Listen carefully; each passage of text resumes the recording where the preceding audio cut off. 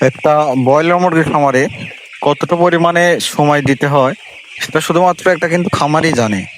কোন সময় খাবারটা দিতে হবে, কোন সময় পানিটা দিতে হবে, কোন সময় কিন্তু খাবার এবং পানি শেষ হয়ে যেতে পারে, এসব বিষয়ে কিন্তু নলেজের মধ্যে রাখতে হয়, রেখেই কিন্তু কাজ করতে হয়। তো আসসালামু আলাইকুম দর্শক, অন্তর পোল্ট্রি চ্যানেলের পক্ষ থেকে আবারও নতুন একটি ভিডিও নিয়ে আপনাদের মাঝে হাজির হয়েছি। তো এই ভিডিওতে যে বিষয়গুলো নিয়ে আলোচনা করব সেগুলো হচ্ছে খাবার দেওয়ার নিয়ম বা কোন কোন টাইমে খাবার দেবেন, এছাড়া হচ্ছে লিটার কখন কখন পরিষ্কার করা উচিত, এছাড়াও আরো মেডিসিন বিষয়ে ছোটখাটো কিছু কথাবার্তা। তাই ভিডিওটি না টেনে অবশ্যই পুরো ভিডিও দেখবেন। আর চ্যানেলটিকে যারা এখনো সাবস্ক্রাইব করেনি অবশ্যই চ্যানেলটিকে সাবস্ক্রাইব করে রাখবেন। তো চলুন মূল ভিডিওতে যাওয়া যাক। তো সকাল সকালে খামারের মধ্যে ঢুকে পড়ছি। সকালে সব থেকে বেশি যে মেন কাজটা থাকে সেটা হচ্ছে খামারের হচ্ছে যদি পর্দা নামানো থাকে সেটা কিন্তু উঠাই দিতে হয়, যেহেতু এখন গরমের সময়। এখন কিন্তু খামারের পর্দা নামানোর প্রয়োজন হয় না, সেক্ষেত্রে সকালে ওঠানোর দরকার নাই। তাই ফার্স্ট কাজটা হয় কিন্তু মুরগিকে খাবার দেওয়া। তো খাবার এবং পানি যত ঘন ঘন দেওয়া যাবে তত মুরগি তাড়াতাড়ি ওজন বাড়াবে, বা হচ্ছে টাটকা খাবার খাবে এবং হচ্ছে প্রোটিন বেশি হওয়ার কারণে তাড়াতাড়ি কিন্তু কার্যকর হবে। তো সকাল সকালই খাদ্য দেওয়ার উদ্দেশ্যে ঢুকে পড়ছি। এছাড়া সকালে উঠে দেখি পানি শেষ করে ফেলছে, কারণ যে গরম পড়তেছে। তারপরে একটা সমস্যার মধ্যে পড়তেছে, সেটা হচ্ছে কারেন্ট খুব পরিমাণে ডিস্টার্ব করতেছে এখন। তো কারেন্টের ডিস্টার্ব থেকে তো আসলে পুরো দেশেই মানুষই আসলে বিভ্রান্তির মধ্যে পড়ে আছে। আমাদের যারা খামারে আছি তারা কিন্তু রেজাল্ট অবশ্যই ভালো করতে হবে, কারণ আমাদের পুরোপুরি একটা মাসের মানে সবকিছু নির্ভর করবে, বা হচ্ছে যারা মানে এই খামারের টাকাতেই মানে পরিবার নির্ভর করে। তো তাদের কিন্তু বড় একটা ঝুঁকি নিয়ে কাজটা করতে হচ্ছে। তো তারপরেও এখানে একটা ভালো রেজাল্ট আনা খুবই পরিমাণে দরকার, কারণ হচ্ছে এটার মাধ্যমে কিন্তু তাদের সংসার চলবে।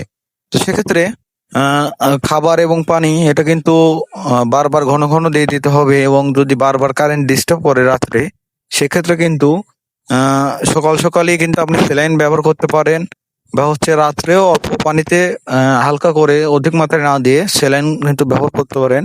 এগুলো হচ্ছে সকল পানির দোকানেই বা হচ্ছে পানির ওষুধপাতি যেসব দোকানে বিক্রি হয় সেসব দোকানে কিন্তু পেয়ে যাবেন।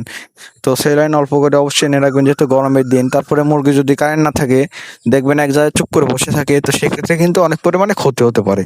তো সে থেকে বাঁচতে হলে অবশ্যই অবশ্যই কিন্তু স্যালাইন ব্যবহার করবেন। এছাড়াও পানির পাত্রগুলা বারবার করে কিন্তু পরিষ্কার করে দিতে হবে, কারণ আমি আজকেও পানির পাত্র কিন্তু পরিষ্কার করে দিয়েছি। এবং পরিষ্কার করার পর আপনি লাস্টের দিকে দেখতে পারবেন কি পরিমাণে মুরগি পানির এখানে কিন্তু খাবার খাওয়ার জন্য বা পানি খাওয়ার জন্য পানির এতে পাত্রতে লেগে গেছে। তো আমি ফার্স্টে আগে খাবারগুলো দিয়ে শেষ করে দিচ্ছিলাম। বড় একটা খামার একা একা খাবার দিতে বেশ খানিকটাই সময় লাগে। তো যত সময় লাগুক আমার কিন্তু কাজটা ডেইলি এগুলো করতে হয়। এছাড়া কিন্তু খামারের আরো অন্যান্য নানা ধরনের কাজ আছে, যারা খামারি তারা কিন্তু সবাই জানে এবং বুঝে। তো যারা নতুন তারা অনেকেই মনে করে একটা পোল্ট্রি মুরগি খামারে খুব একটা পরিমাণে কিন্তু কাজ থাকে না, কিন্তু আসলে কিন্তু এটা সত্যি না। অনেক পরিমাণে কাজ করে কিন্তু হচ্ছে একটা খামার গড়ে ওঠে, এবং একটা মাসে ভালো একটা অ্যামাউন্ট রেজাল্ট আসলে নিজের পরিশ্রমের উপর নির্ভর করে কিন্তু রেজাল্টটা বের হয়। যে সে ভালো একটা রেজাল্ট বাই করতে হলে অবশ্যই সবারই কিন্তু পরিশ্রম এবং সময় দুটোই ব্যয় করতে হবে।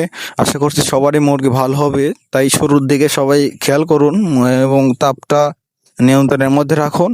আর মুরগিকে ঘন ঘন খাবার দিন, ঘন ঘন উঠায় দিন, এবং যদি অধিক সময় এক জায়গায় বসে থাকে তাহলে কিন্তু মুরগিকে হালকা করে স্যালাইন দিনে একবার কমপক্ষে দিয়ে দিন, তাহলে যে ধকলটা হচ্ছে মুরগির উপরে যায় সেটা কিন্তু সঙ্গে সঙ্গে কেটে যাবে, এবং মুরগির শরীরে কোনো একটা ঘাটতি যেটা দেখা দিতে পারতো সেটা কিন্তু দিবে না।